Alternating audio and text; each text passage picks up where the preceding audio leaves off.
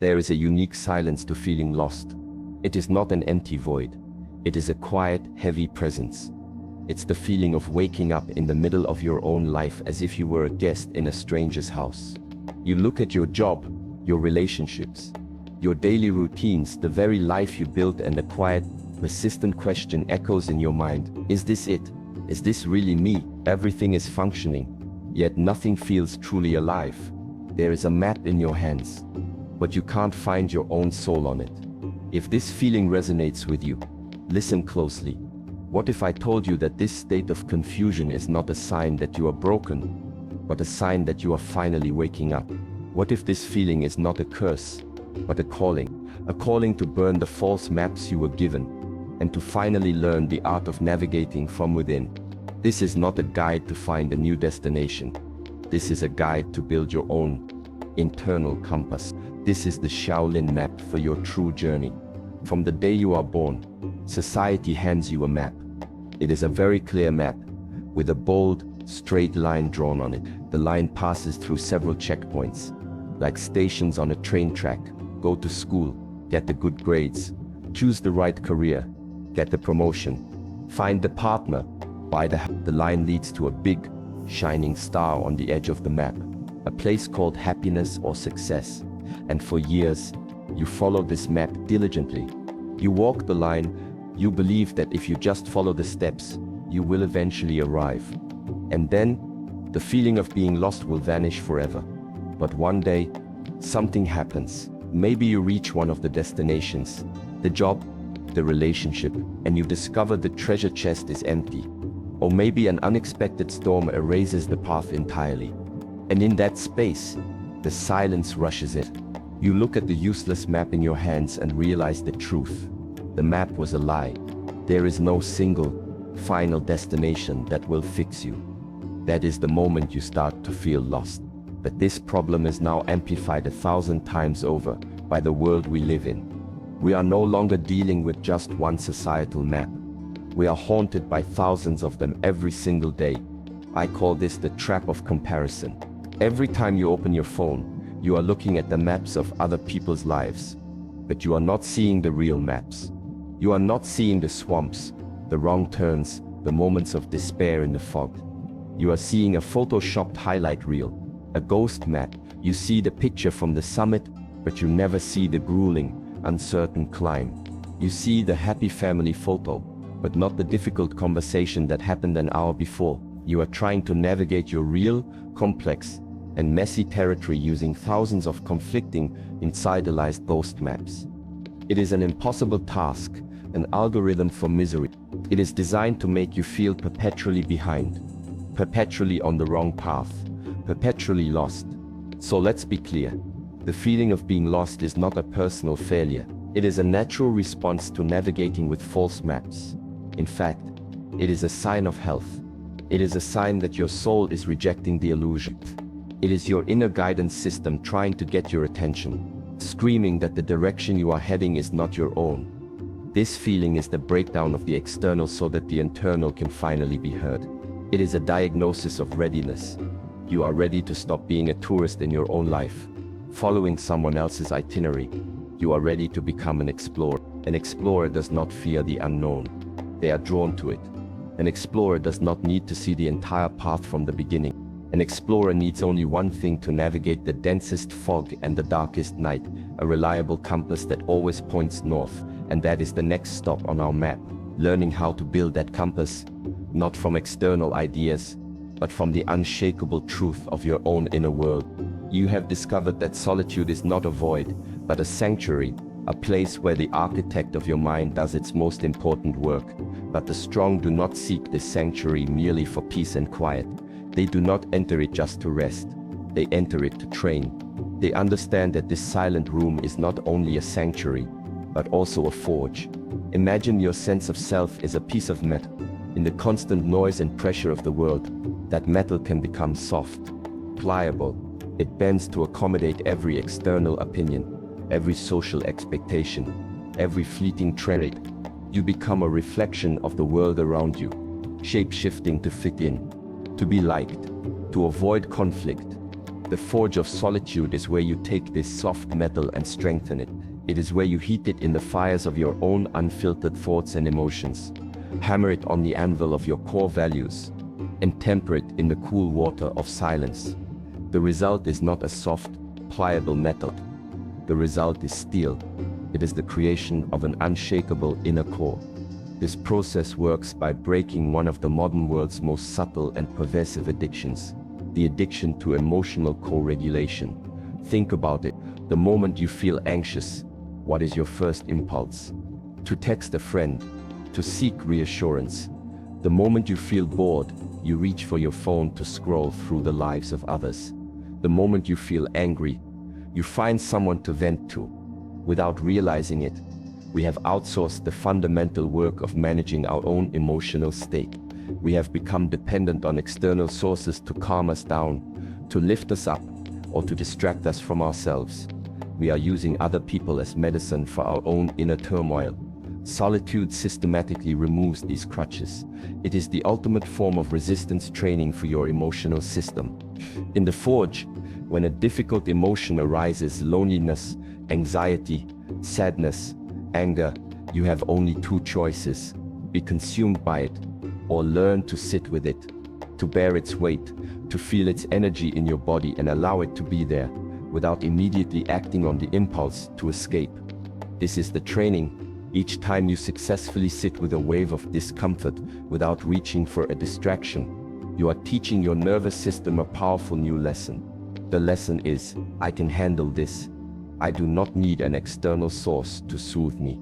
I am my own source of stability. This is the birth of true emotional independence. This is resilience. It is not the absence of difficult emotions. It is the unwavering trust in your ability to navigate them on your own. This self-reliant strength, forged in solitude, manifests in three powerful ways in your life. First, you develop decisive clarity.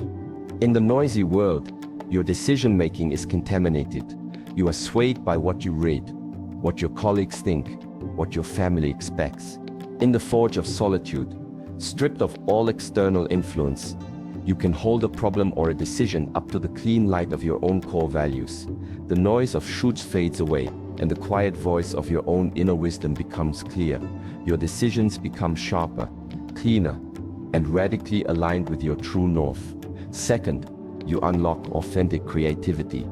True creativity, the kind that brings something genuinely new into the world, is not a group activity. The spark, the aha moment, is almost always born in silence.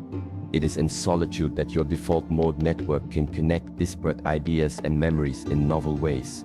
The forge is where you can follow a strange thought down a rabbit hole without interruption, where you can play with ideas without fear of judgment, and where you can give birth to something that is uniquely yours. And third, you build unshakable self-trust. This is the ultimate prize. Every time you face your own inner demons in the forge and emerge on the other side, you make a deposit into your own inner bank account of trust. You learn, through direct and repeated experience, that you are capable of being your own anchor in a storm. This is not an intellectual belief, it is a deep, embodied knowing. This self-trust is the final product of the forge. It is the unbreakable sword of the master. This is why the strong seek solitude. They do not enter the silence to escape the world, but to prepare themselves to engage with it more powerfully. They go into the forge to sharpen their sword, to temper their steel, so that when they return to the world of noise and chaos, they do so not as a fragile reflection of its influence, but as a calm and solid center of their own. You have done the difficult, introspective work. You have forged a compass from the raw material of your own soul. You have found your true north. You are holding in your hands the tool of your liberation. But a compass is useless to a ship that remains tied to the dock. This is the great paradox of feeling lost. The feeling itself creates a deep and powerful paralysis. Why? It is the fear of imperfection, the fear of taking the wrong step. We treat our lives like a grand chess game where we believe one wrong move will lead to an irreversible checkmate. So, we prefer not to move at all. We wait. We wait for a moment of perfect clarity that never comes. We wait for a map of the entire territory, This brings us to the third point on our Shaolin map, the one that shatters the chains of paralysis. It is a principle that goes against everything you have been taught. The principle is this: clarity does not precede action. Clarity follows action. You do not think your way out of the fog. You walk your way out. Imagine you are in a pitch-black room. You don't find a light switch by standing in the center and philosophizing about where it might be. You find it by putting your hands on the wall and taking one small, shuffling step at a time. Action is the flashlight that illuminates the path, but it only illuminates the few feet directly in front of you as you walk. The paralyzed mind believes that the first step must be a giant leap. This is a trap set by the ego. The Shaolin path is one of profound practicality. The universe does not reward the size of your action, it rewards the alignment of your action. What matters is not how big the step is, but in which direction it is facing. Your task is to take just one, impossibly small step in the direction of your true north. Let's make this practical. Look at your compass. Your 2 or 3 core values. One of your core values is growth. Your next step is not to get a PhD. Your step for today is to read one page of a book that challenges you, or to watch one 5-minute video that teaches you something new. If your core value is connection, your step is not to find your soulmate. Your step is to send one text message to a friend you haven't spoken to, not asking for anything, but simply sharing something that made you think of them. If your core value is peace, your step is not to go on a month-long meditation retreat. Your step is to find 5 minutes in your day to sit in silence, without your phone. If your value is health, your step is not to commit to running a marathon. Your step is to put on your shoes and walk to the end of your street and back. This may seem ridiculously simple, and that is precisely its power. Because it is so small, you bypass the resistance of the mind that fears failure. You cannot fail at reading one page, and in doing so, you engage in a powerful form of neurological hack. This is not just philosophy. This is brain science. The work of researchers like Harvard's Teresa Amabile has given us what is known as the progress principle.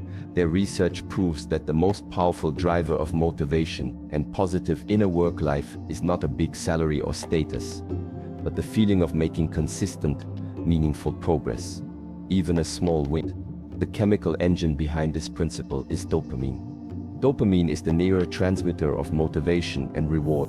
When you set a small, achievable, north-facing goal, like reading one page, and you complete it, your brain releases a pulse of dopamine. This creates a feeling of satisfaction and reward, but it does something even more crucial. That dopamine hit isn't just a nice feeling, it's a teaching signal. It tells the motivational centers of your brain, hey, that direction, that action, it leads to a reward. Pay attention. Make it easier to do this again. You are creating a positive dopamine feedback loop. The more small, aligned steps you take, the more dopamine you release, and the less willpower or activation energy you need to take the next step. You are literally building a downhill path for your new, desired behaviors, while the old, south-facing paths of procrastination and paralysis begin to grow over from lack of use. Each small win is a snowflake. Alone, it is insignificant and melts away, but as you gather them, day after day, they begin to form a snowball. And if you keep rolling it, it becomes a giant boulder of momentum that eventually becomes unstoppable.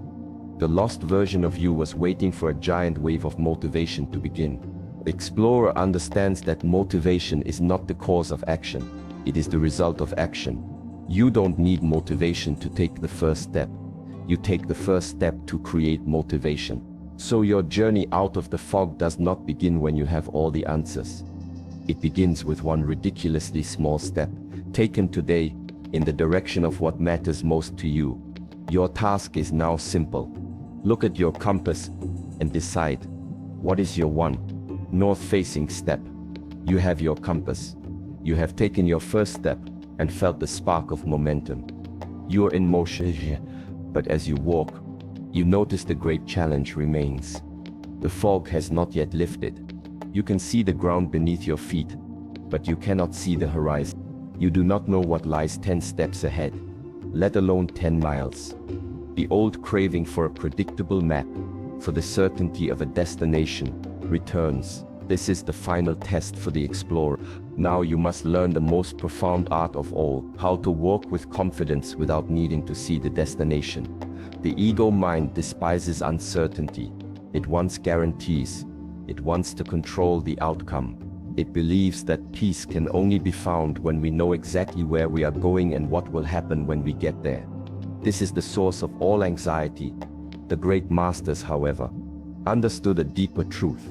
Life is not a problem to dissolve. It is a journey to be experienced. The obsession with the destination poisons the journey. The freedom is found in the quality of the journey itself. Imagine two people hiking up a mountain in the fog. The first hiker is obsessed with the summit. He walks with his head up, straining his eyes for a glimpse of the peak. His mind is in the future. His body is on the path, but his consciousness is not. His entire journey is a state of not yet there, a constant, low-grade tension. He misses the scent of the pine trees, the sound of the birds, the beauty of the moss on the rocks. Because he is never truly where he is, his journey is one of suffering. The second hiker is a master. She also knows the general direction is north, towards the summit, but she is not obsessed with it. She walks with a relaxed awareness, her attention focused on the quality of each step. She feels the texture of the ground beneath her feet. She is so fully present in the how of her walking that the where becomes secondary, because each step is taken with perfect alignment and presence. Her arrival at the summit is not a struggle, but a natural, inevitable consequence of a journey well walked. This is the art of navigating the fog. You stop trying to see through it. Instead, you turn all of your attention to the quality of the present step. How do we practice this? First, you practice daily alignment. Call it your true north minute. Each morning, before the noise of the world rushes in, take 60 seconds. Look at your chosen values. Ask, what is one small opportunity today to honor this? How can I bring the quality of courage, or connection, or growth into my actions today? This is not about planning. It is about priming your mind to look for alignment. Second, you practice mindfulness of the step. This is the core practice of the master. Whatever your small, north-facing action is, your task is to bring your full attention to it. When you are reading the page, just read the page. Don't think about the 100 other pages you have to read. When you are listening to a friend, just listen. Don't think about what you will say next. Be fully where you are. This is how you honor the journey. You honor it by showing up for it, completely. Third, and most importantly, you must learn to reframe the fog. The fog is not your enemy. It is a master teacher in disguise. Its greatest lesson is self-trust. It forces you to stop looking for answers and validation out there from your eyes, from the map, from the opinions of others. It forces you to start listening to the quiet, steady guidance in here. The fog is stripping away your dependency on sight so that you can finally develop your intuition, your inner knowing. It is a gift. When you live this way, something remarkable happens. The desperate, anxious need to feel found disappears. You realize you were never truly lost in the first place. You were just disconnected from your own guidance system, trying to follow someone else's map. Let us retrace our journey. The feeling of being lost was not a curse, but a calling that shattered the illusion of a single, correct path. Your values, pulled from the light of your peaks and the darkness of your valleys, became the needle of your compass, your true north. Your small, intentional actions became the footprints of your new path, creating momentum out of stillness. In your trust in the journey, your willingness to walk with presence in the fog became your freedom. You are not lost. You have finally found your own way, and you realize the point of the journey was never to arrive. The point was always to learn how to walk. And so, the fog is still out there, but now you have a compass. You are no longer lost. You are just exploring. Your real journey begins with the next small, north-facing step you take after this video ends. Honestly, my favorite part of sharing these ideas is picturing thousands of tiny sparks of intention lighting up all over the world at the same time. This little space below the video sometimes becomes a place to see some of those sparks flare up. A single word, a value, an intention, that someone decides to carry into their day. It's just a cool reminder that none of us are really walking alone in the fog. Whatever your first step is, walk it well.